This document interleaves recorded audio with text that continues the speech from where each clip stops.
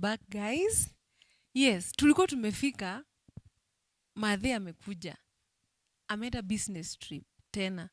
No, amekuja ujeza kumwambia whatever happened to you. Amerudi business trip. Definitely kuna vitu imechange from who you are after this kitendo ika happen. Umechange sasa. Shule umeanza kufight here and there. Mtu akikwambia kitu we ni twanga unatishia nani hapo? Yes. Ebu tueleze more. Then from there how life will take course aje. After 2 weeks umesharudi, yani maisha ni kama unastahili kurudi normal, lakini si kama normal. Madhe amesharudi hata ajui chenye ilikuwa hapenia. Yes. Tell us more. I would say in a brief. Yes. Nikakuwa a very angry child. Yes. Initially me I was a very happy child. Nilikuwa napenda kucheka. Yes. Very free will. Very opinionated. Like kusema, yes. Kuongea, yes. Very confident. Yes. But now I became an angry child. Yes. Hasira tu saa zote. I just want to fight. That is what trauma caused you. Yes. I just wanted to fight with people. Ukinipita vibaya, whether you're a student, hakuna kuongea ni... Yes, ni fight. There's a time I bet a teacher. Hey. Kumuma na meno nga. Yes, tulichapana boya mwili. A teacher? Yes. Like, ilikuwa imefika place I don't care. At this point, yani nika lose meaning for life. Like, if somebody would have killed me at that point, yes. I wouldn't have cared. Ikakuwa sasa the only person I cared about was my brother. That's the only person That's who the matters. Yes, that was the only person whose lives mattered. Just my brother. By the way, hata after it trauma happened, bado unamfightia. Yes, yes. Or si pale. Yes. Wow. So, I would say in Hamkufukuzwa rent? No. Kwa nyumba? No, my mom sorted it out. So hii time amekuja, amesort rent, nini kila kitu tena ameenda. And this happened again. The stepfather came again. Yes. That house yenye mlikuwa mnaishi na mamako na bradhako. Yes. And if after this happened, you mesema it happened again. Is your brother? No, this time around my brother found out. As young as young as he is, alikuwa class 2. Oh God. And he was also very, very traumatized. Lakini sasa yeye, I think pia his mind haikuwa inaweza kuprocess as in what is going on. So yeye hakuweza kuprocess. He knew something bad was happening. Yes. Something bad has happened. But ungemwambia eleze, unapata he could not really put it into words. So around this time, at 2 years. Yes, at class 2. He was about 8 years, because he was 3 years younger than me. Oh, okay. Yes. 8 years. He was about 8 years. Okay. That's almost the same age as my firstborn son. Yes, sure. Yes. Where?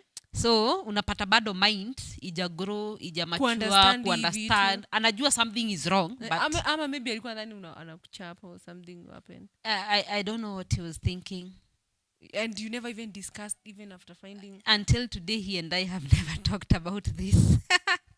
So ataionea kwa mtandao? Ataionea kwa mtandao. Oh God. Bro, I don't know what to say then. Yeah, so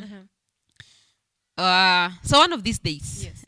Let me know, just to cut the story short, because most of my trauma was concentrated towards the sexual abuse, the physical abuse, the psychological abuse, the mental abuse. Yes. Hiyo kuthreateniwa, constant intimidation, you know. And so one day, ile tu now it had been going on for a while. Yes. Nikajiambia nikitoka shule, wacha nipitie police station. Yes. ni mshtaki. So ebu tuambie what had happened mpaka ikafika hii place yenye unasema you want to go to police station. How long had it taken you, ama what really triggered that mpaka ukaona, had you talked to somebody about it akakwambia ati by this uende police station? No, I don't know what hit me. Ile tu one day like you get tired of umechoka, unasema now I think now this you sasa by then now had already begun to understand I was being molested. Oh, hiyo time ya kwanza huko I did not understand what was going on. You me that was my first interaction with sex. Yes, definitely. Yes, of course. So sikuwa najua what was happening. But now over time now I have come to understand hii yenye mpaka unadhreteniwa usiambie watu. Yes. You know, so I had come to understand what's happening to me is not good. Yes. And after ile my first interaction kuambia watu wakaniambia niko na bedroom eyes. So sikuwa nataka kuambia just anyone. Yes, of course. And I thought maybe the best person to tell would be the police. Tunafunzangwa ukipa na shida enda kwa polisi. Yes. Lakini hakuna place uliona mahali nasemanga that you should go to the police. No. Ni ile tu kujiambia kwa akili by the police wanasolve. Yes. Police wanaweza you know I could understand I was being hurt. Yes. So niende polisi. Yes. Yes. Niende polisi. So nimetoka shule, tumetoka na brother wangu. Tumetoka shule jioni tukapitia police station. Yes. Kondele police station. Yes. Tumeenda tukapata a gent and a lady. Yes. And pale kwa counter. Yes, pale kwa counter. Nasema yeye watoto mnataka nini? Also because you're still small. Yes, I'm still small. We are both kwanza tumevaa uniform, tumetoka shule. Hata ukupita nyumbani no, okay. Like sitaki hata niende home. Tupitie kwanza niende nikasema ni nini inaendelea. So I was afraid to talk to the gent, the police gent. So nikauliza kama naweza ongelesha the lady. Yes. Nikasema naweza ongea na huyo polisi mumama. And the gent was very rude. Yes. Kaniambia mtoto useme Kenya unataka ama uende. And but the lady is like ni sawa unaweza kuja. And kuna hii bench wanekanga hapa nyuma ya nini yao. So akaniita niende nikae hapo tuongee. Yes. So and I started telling her. Huyu amekuwa akinifanyia hivi, amekuwa akiniguza hivi, amekuwa akinichapa. And then kaniambia hiyo vitu zote umesema unaweza andika mahali. Uandike ni statement. So I'm still young.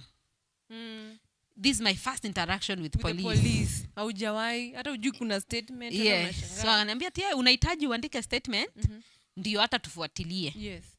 Nikasema ni sawa. So nikapewa nini full scap. Nikaandika. Na nikaandika jina yake ni hii, tunaishi hapa. Hizi ndio vitu amekuwa akinifanyia, you know all this. So when the gent is on who read the statement after nimemaliza kuiandika. Akaniuliza msichana, uko sure huyo mtu anaitwa hivi? Nikasema hiyo ndio jina yake. Akasema sawa, enda nyumbani tutafuatilia. So the lady never read. Yeah, but you shared with the lady. Yes, I shared with the lady. She told me to write, but it was the gent that read the statement. Okay. Na karudia tena, uko sure huyo mtu anaitwa hii jina? Okay. Na nikasema yes. Why is he asking that? You will find out. Oh, there's a nini to find out. Yes. Ebu tukae tuned ndio tujue hii maneno. Kwa nini huyu polisi anashinda insist is this the guy? Let's find out. Me, I went home with my brother. I'm very happy. I know my atakuja arestiwe and my troubles will be over. Yes. So unaenda nyumbani kwenye mamako. Mlikuwa mnaishi na mamako na brother yako na nini yote. Yes, I'm just excited, you know. Yes. That evening. Akakuja. Kukuja. Alikuja akafungua jacket. Nikaona gun. Amekuja kuwatembelea sasa. My mom is not around as usual. Yes. Akakuja akatoa gun. Akafanya hivi jacket, nikaona gun hapa. Where? Akaitoa. Yes. Akatoa safety. Akaniwekea gun kwa mdomo. akaniambia mimi naweza kushoot hapa sahi ukufe na hakuna kitu itanifanyikia. This is after nimetoka police station very happy knowing that yes huyu mgai manzi atalala huku. And then wakati alifanya hivi, when I saw his gun on this other side, I saw his badge. Guess what he did for a living? All this while mimi nimemjua, siku anajua anafanya kazi gani. Oh, haujui anafanya kazi gani? He was a policeman. The same police station. In the same police station that I went to report. That same police station ndio ako. Yes. Ni polisi huko? Yes. Na ulienda kuripoti huko? Yes. Na ndio maana ule polisi alikuwa ananiuliza, uko sure hii ndio jina yake? Na ninarudia That is heaven coming down. Hey, asking the earth you open up umezwe. Mimi I think at that point ndio it can hit, this guy will one day kill me. Oh God. So nakumbuka nikimwambia shoot me. Like hata sijui courage ilitoka wapi. I think ilinihit saa hiyo, hapa hakuna mtu ananisaidia. Number 1, tumetoka pale amekuwekea gun. Yes. How did you react with that? Ama did your brother see? My brother was around. So my brother started crying. Oh God. Brother yangu ameanza kulia. Na saa hizo alikuja na akafunga mlango. Akasema mimi nitawaua huku ndani na hakuna kitu itanifanyikia. Kwanza ananiambia polisi. Yes. Ananiambia kwanza mimi nitakuua na nikutupe huko nje ukuliwa na dogi. We. Sasa hapo I think ndio ikanihit hapa. Hakuna mtu anaweza nisaidia. So now you have to. Nikamwambia unangojea nini? Ni nini hujanifanyia? Because he had already sexually abused you, physically abused you, tormented you mentally. So nikamuliza nini hujanifanyia? Apart from killing me, nini ingine umebakisha? And I think he was so shocked because I had never spoken back. Yeah, I had never talked back. That was the first time. Na ukakuwa mtu umeona na gun. Yes, nikamwambia sasa I think hata sijui uoga ilienda wapi. It was my first time to see a gun, but sijui uoga ilienda wapi. Nilimwambia niue, ni shoot. Ni nini ingine hujanifanyia? Fans, followers, have you tuned in? Have you seen trauma after trauma? Tumeshift kwa huyu alikuwa anaishi maisha mzuri kule na the grandfather, the grandmother walikuwa kabebi yake. Kabebi wao, si ndio? Amekuja huku amemachua up, taking care of the brother, even the house, the mother ameenda. Kitu kingine tena imempata.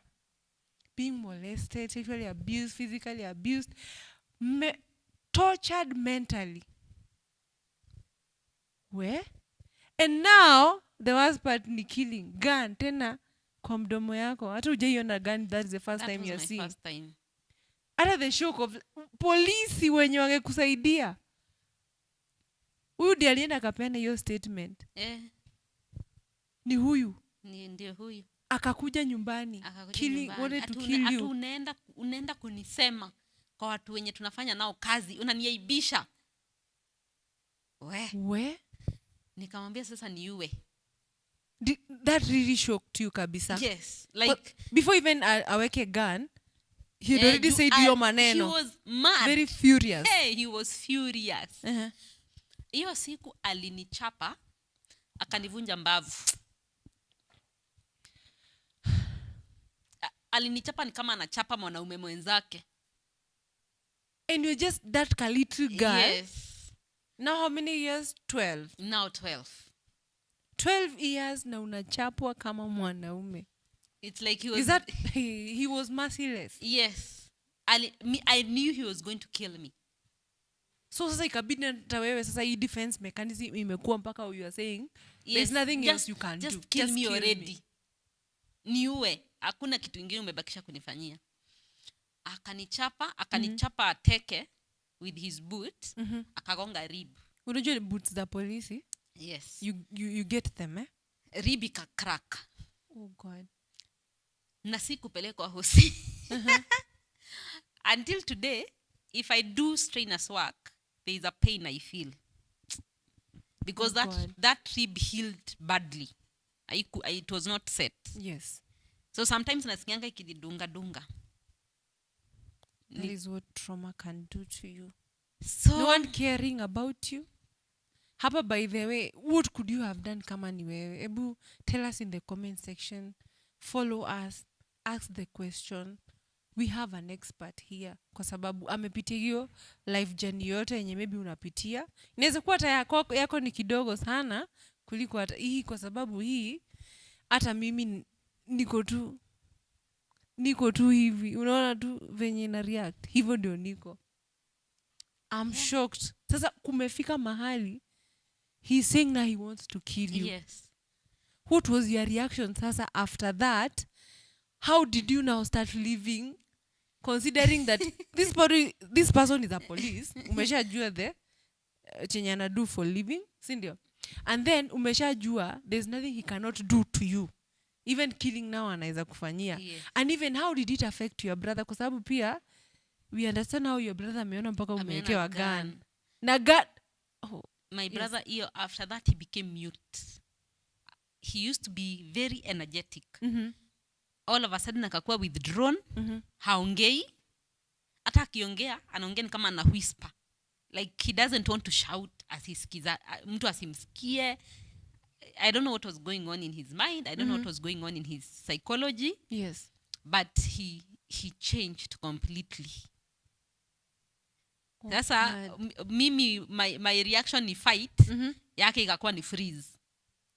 Amemute, hataki kuongea. Hataki kuongea mpaka that is how it has affected him. Mpaka shule he stopped playing, he stopped talking, he stopped, and then he akaanza kuniklingia so much.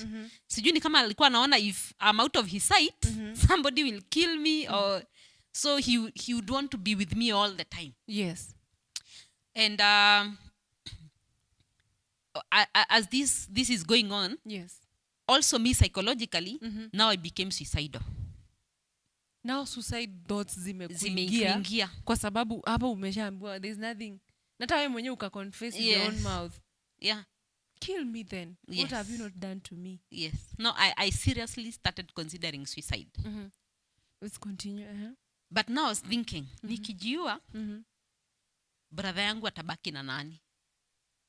You tu peke yake. That was the only thing that was keeping me from killing myself. Now, okay, niki understand tu kidogo tu.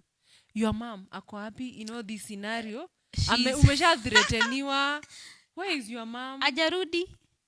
So this time around when she left, she did not come back. So the moment she left this time sasa, paka unaenda kuripoti kwa polisi. Yes. Paka huyu jamaa anataka kukuua, threatening with a gun. Mamako hayuko. Hakurudi. And no one to check out you guys. The grandfather, except the our neighbor. Huyo neighbor tulikuwa tunakula kwake, and she was a very sickly woman. And then so each time sasa mama amekaa ajarudi. So my stepfather is like, hawezi lipa rent ya nyumba mbili. What do you do now? So he moved us into his house. Oh God. Now we've come from living far from him. Now we are living in his house. I think your time, ulikuwa na some kind of a piece of mind. Yes. Now you are going now to live in his own house. I live in his house with my stepmother. Again another stepmother. Oi. Again another problem. Yes. Yes. And she was not a nice woman. Oh God. Trauma after trauma after trauma, as you can see it. Where? Yeah, so tukaenda kuishi huko. Yes. And now that became our life. Being traumatized.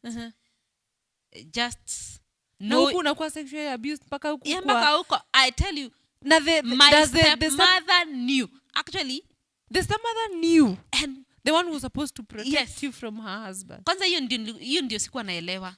You are a woman. Yes. Like, he's your husband. How do you condone something like this happening to somebody's child? Where? Like, I think when I finally went to therapy, yes, the person I needed to forgive more was my stepmother. Yes. It was not even my stepfather. kwa sababu this is a woman who understand even what you are passing Hiyo through. ndio siku anaelewa. Yes. Yes. How could she do this and allow even this to be done this to you? this to continue happening in her home. What if it was her daughter? Yes. Sasa those are so many questions that are going through my mind. Oh God. So this went on. Sasa we became accustomed. This is our life. Every day uko unajua. Yes. Na sasa bado unaenda shule. Bado naenda shule. We became My accustomed. My people. Nikakuwa sasa I became desensitized to trauma. Oh God. Like now this is just something that happens to me. Daily. It's your life. Yes, this is my life. And I accepted it. Where? If vitu zote zina happen, bado uko hii mtaa. Uko unaenda class 8 sasa. Sasa hata nishaingia class 8. Class 8. Naenda kufanya neck. Yes. Naenda kufanya KCPE. After that, what was going on in your mind?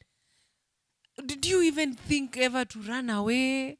Did you ever think, where will you go? How are you going to contact your family? Yes, back I at home, thought mama? about all those things. Yes. Actually, at some point, we ran away and became street kids with my brother. Chokora. But not for long. Yes. Tulichotwa na polisi hii time wanachotanga chokora. Ooh. And we were taken back.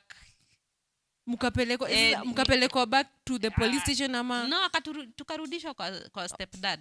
Oju wanawajua sasa? Yes. At this point now they even know us. Pardon. So this police mwenye alikuwa anajua, and even you had already written a statement. Yes. Anajua hizo vitu story, anajua hizo story zote na ni kwa nini umetoroka na bado anakurudisha kule. Yes. And I think it made me think this is something my stepfather did. It was something he had done before. Maybe to other people? Yes. I don't think I was the first. Kwa sababu okay, so I yes, can't comprehend. because even of the reaction, yes, I don't think I was the first. If there were people out there wamejua your story and they know him very well, wangejitokeza and say maybe. Yes. That was your thought. That was my thought. So ilifika wapi mpaka sasa uka give up kabisa ukasema hizi those za kurun away na how to find rescue ama how did you even come out of this sasa? Hebu tuambie sasa trauma imekupata vipropa nini yote. Sisi tusha give up. Yes. Sasa kumbe back home kwa my grandparents. Yes. It's 2 years. It's 2 years they have not seen us. Yes. So wakaanza kuori. Yes. Watu what happened walienda wapi? So they filed a missing persons report.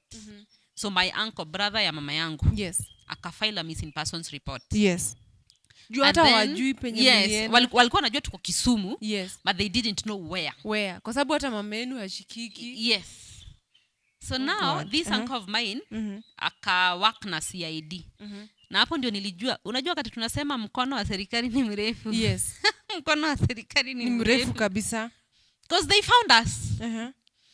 Na I remember when my uncle found us because alitoka all the way from Subukia. Yes. Akakuja Kisumu. So I think wakati CID walimwambia mahali wamepata jina zetu nini na hiyo date of birth and all those things. Yes. Ilipatikana kwa records za shule. Wow. We were in a public school. Yes. So akaambiwa hii ndio shule wanasomea. So he went to school first. Yes. Kwenda shule akapata head teacher, akasema nimekuja kuangalia hao wanafunzi, akasema huyu hata amemaliza tu exam, alienda nyumbani. Yes. So mwenye anaweza patikana ni huyu mwingine sasa my younger brother. Yes.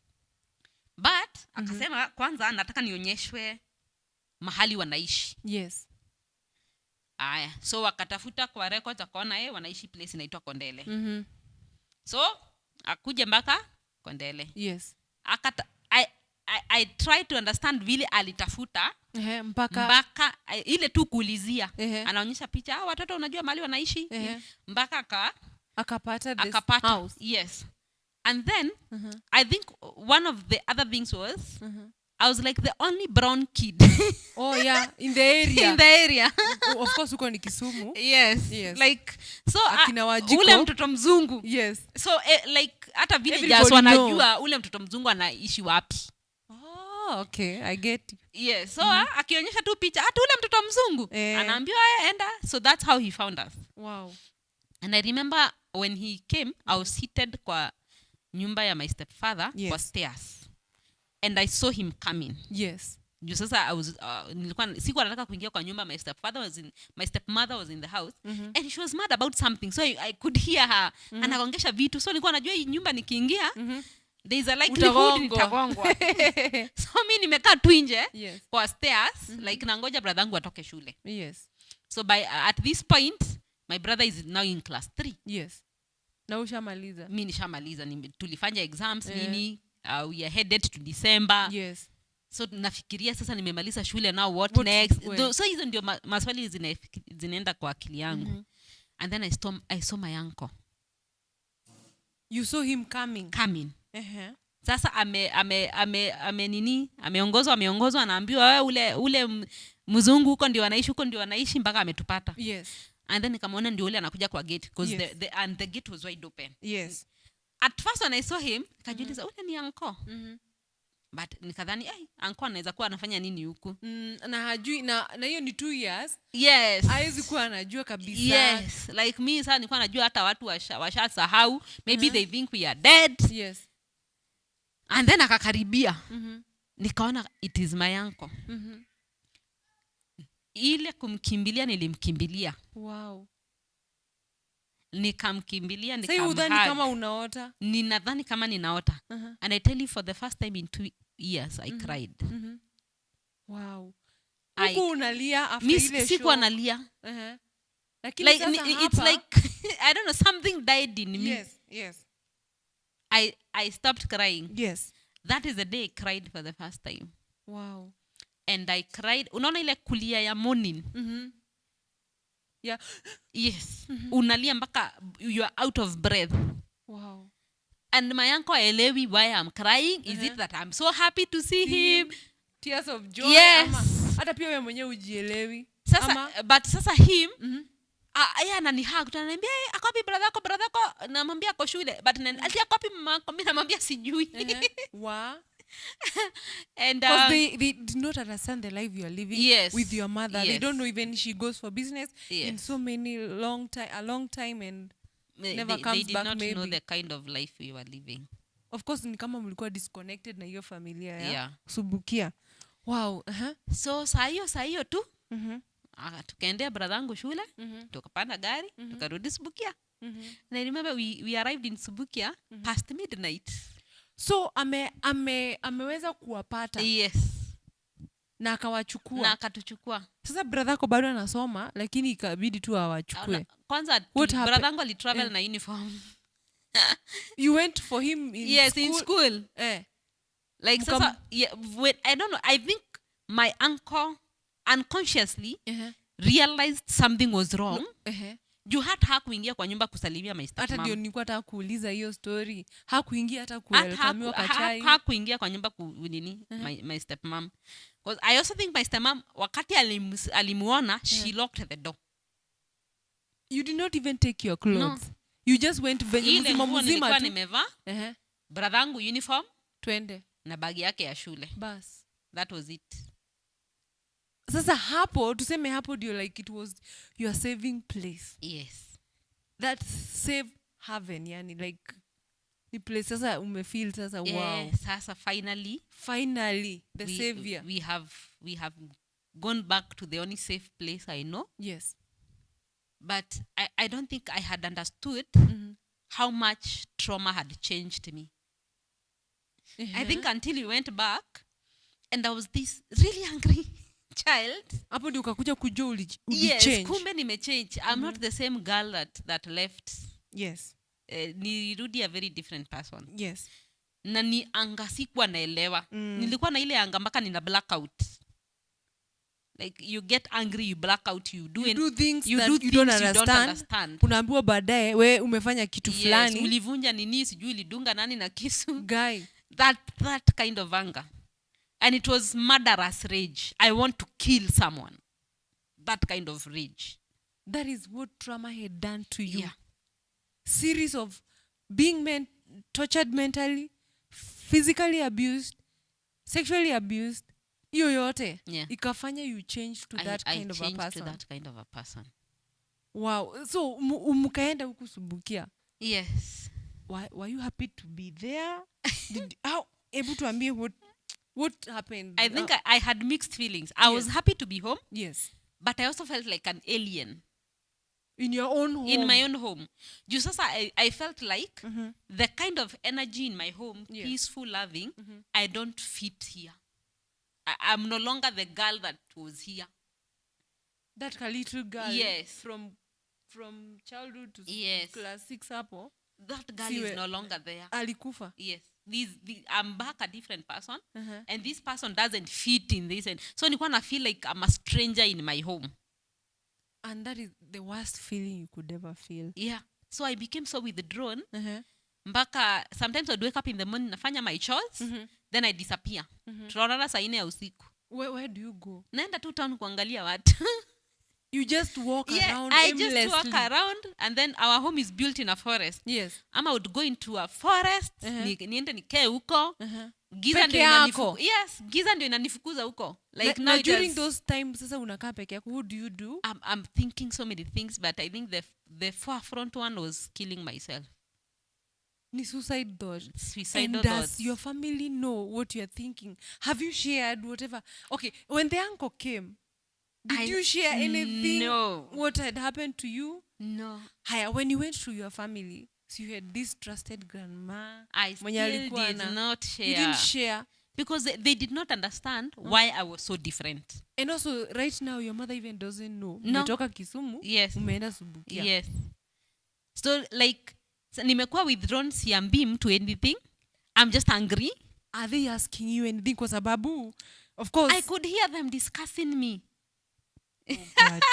Not talking to you, but Not they're talking to discussing- me, but Yes. talking about me. How do you feel there now?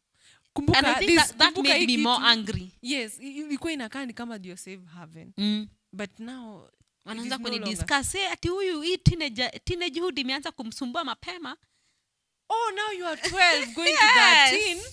So wanasema, Ni teenage hood teenage- inanisumbua.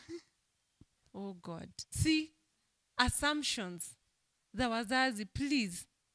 Ebu tuendelee utuambie, how did you deal with that again? Sasa ni another trauma kwa sababu instead of you feeling safe and being kutolewa kwa pain, Now I'm feeling alienated. alienated, not Like even I'm a- safe, wanakuongelea, wananiongelelea. na unasikia. Eh, Sio ni again another trauma juu ya trauma. yes.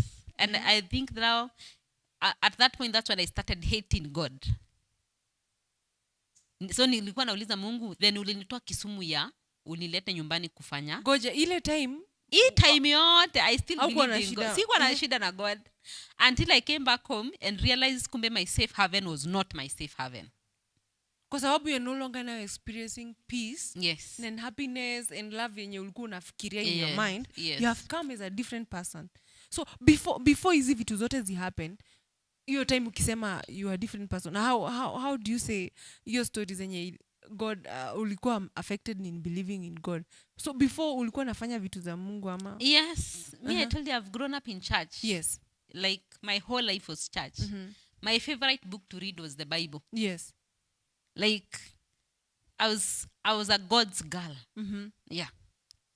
Wow. So hata hii time yote hata nikipitia hizi stories zote nikiwa Kisumu, Bado unaomba? bado ninaomba. Bado unaambia Mungu akusaidie? Yes, mpaka naambia nini? Mungu then si unichukue basi. Yes. You know, I still believed that God can save me, God can rescue me from this situation. Una believe hizo Until vitu zote I went home and ile save haven ulikuwa unadhani. yeah, Sasa inakufanya you no longer believe in God. ikafanya now I no longer believe in God. So how Sasa did you nikakuwa come out? angry. Like Yes. God, kwa nini why would you let me go through that? Yes. And then why would you rescue me just to bring me to a place where nobody understands? You expected them to understand Yes. you, Yes. but you are not talking to them. Teenagehood. Utai kuongelesha Sitaki lakini kuongelesha, nataka expect wanielewe. wakuelewe. Yes. And no one even knows what you are passing through. Yes. So Like I was just expecting them to love me the way you as are. my family and Yeah. love me the way I am.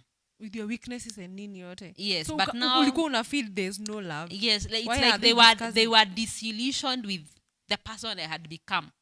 Oh God. Mpaka unasikia wakisema na vile alikuanga mtoto mzuri. Wow. You know, and I think that is also the time I became kind of black sheep of my family. Because sasa nikakuwa sasa mimi nafanyanga tu vitu kivyangu. Yes. I Peke became yako. withdrawn. I don't talk to people unless we are fighting. Sasa umemaliza Yes. Imetokea results, nikaitwa a school in Sierra.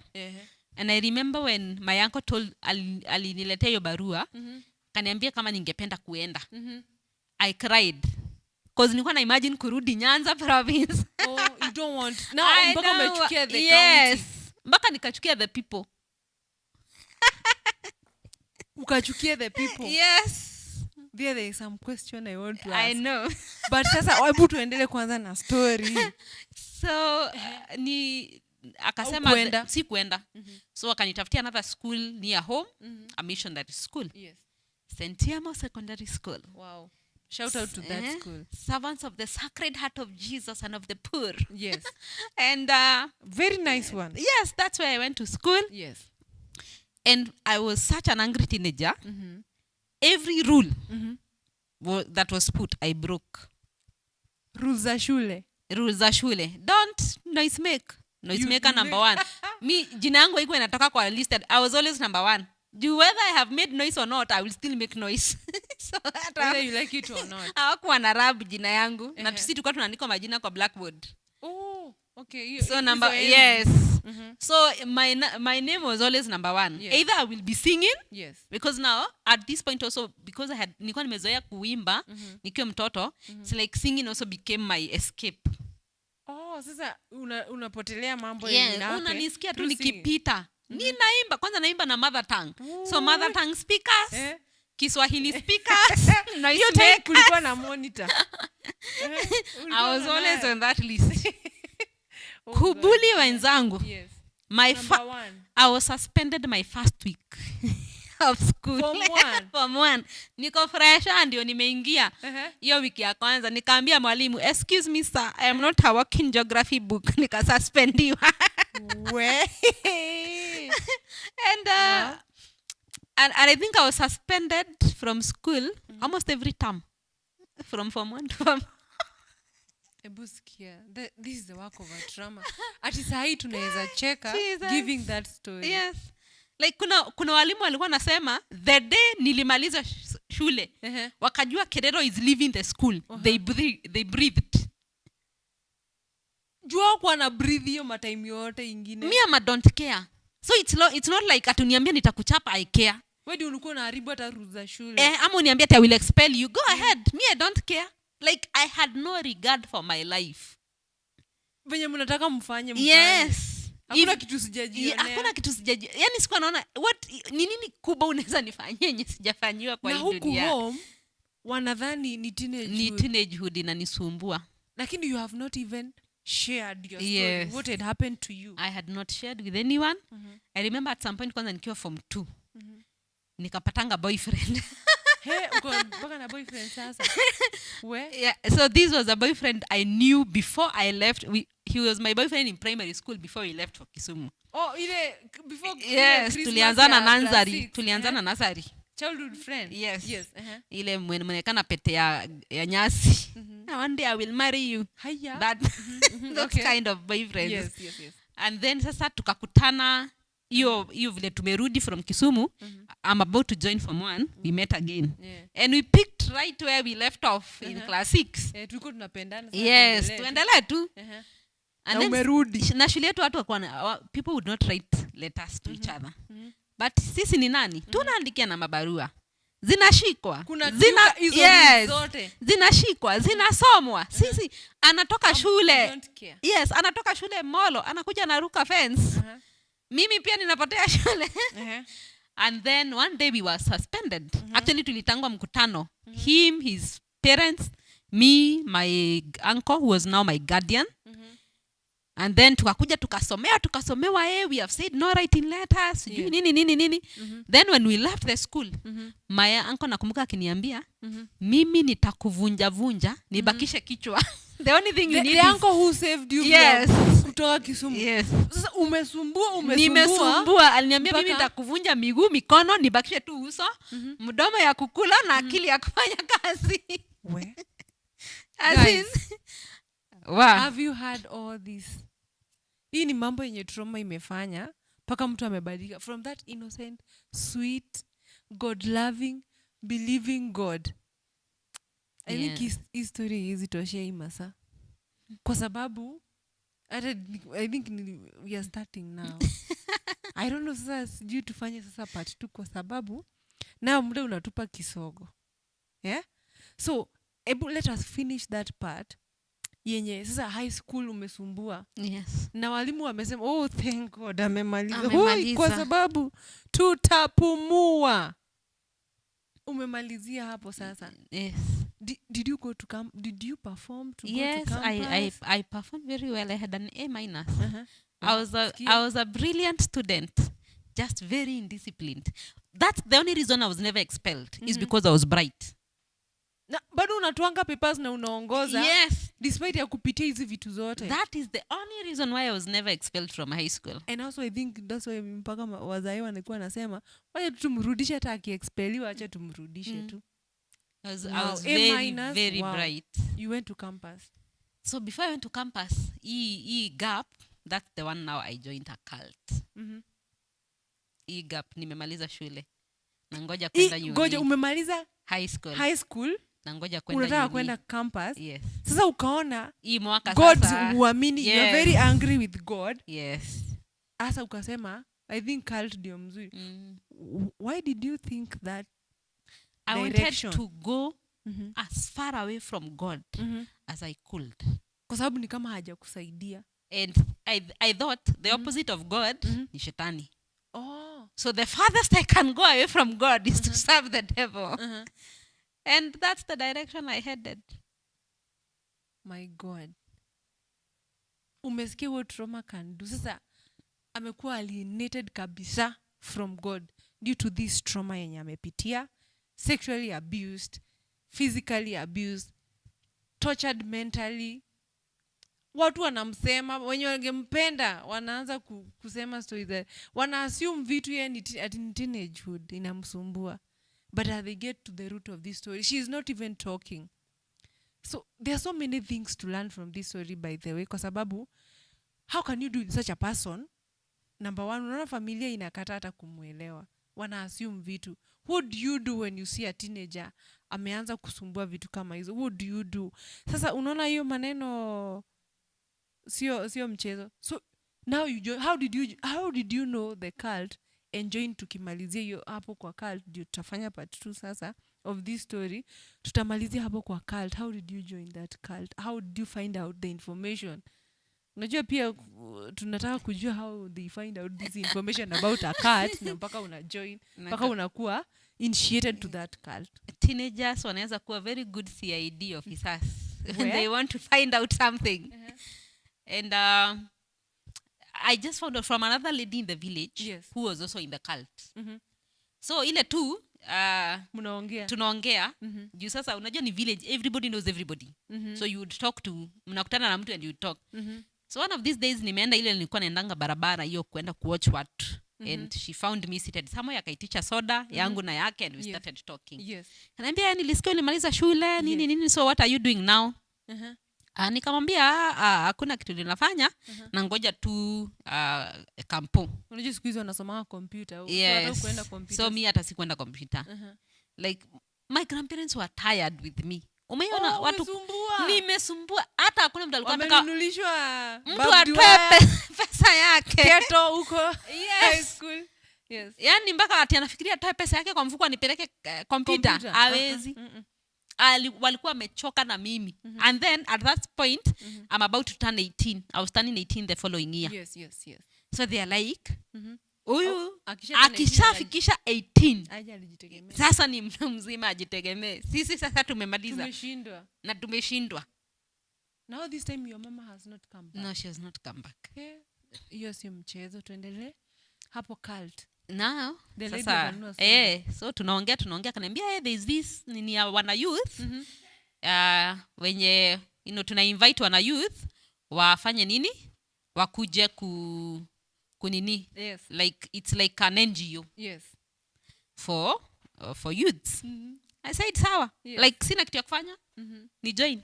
I think it took me about 3 weeks to realize it was a cult. Si ati nilikuwa natafuta. Ni vile now when I found out, I didn't leave. In fact tukafurahia. Yes. I did not leave. Nikasema, wacha niendelee kukaa. Yeah. Wow. And I stayed for almost a year. And that's how you joined a cult. And that's how I joined a cult. My people, time inatupa kisogo. Sasa tumefika hapa place ya kujoin a cult. Na tumeona hiyo journey venye imekuja mpaka kujoin a cult. Sasa mi naona tufanye part 2 next time. And please tune in, listen to this story and tune in for the next part 2. Sini sawa? And I know you'll be blessed. We were having our guest, Pastor Catherine. Sijui kama unaweza share your handles so that kama unaweza follow wherever you can. So you yes. I am Kirero K.A.G Jacob on all social media handles, on Facebook, on Instagram. Kirero K.A.G Jacob.